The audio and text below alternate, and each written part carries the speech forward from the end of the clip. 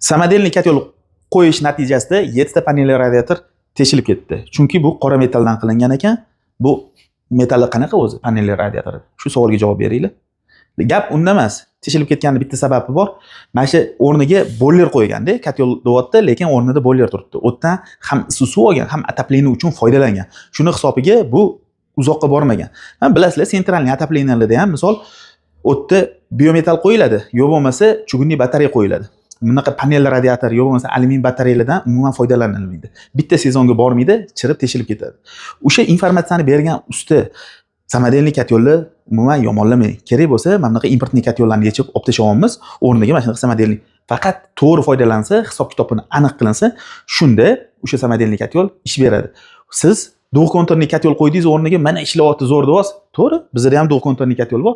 Agar o'sha joyga bizdagi samodelniy duxkontorniy kotelni qo'yganda cho'tki ishlagan bo'lardi. Boiler emas. Shu video olib chiqmasdan oldin yaxshilab kontentni o'ylab, nima deyotganini bilib, keyin kontent qilsa, maqsadga muvofiq bo'ladi. Shuning uchun obunachilarimizdan ham iltimos, ko'rayotgan odamlardan ham iltimos, usta tanlashda adashmanglar. Hozir mana bitta ustani deb sizlar $700 xarajatga tushdinglar, undan tashqari yana mana yangi kotel olib qo'yibsizlar. Kotel tanlash, yo bo'lmasa sistema qilish, qanaqadir savollar bo'ladigan bo'lsa, pastdagi raqamlarga murojaat qilinglar. Bizda konsultatsiya bepul 24/7 javob beramiz.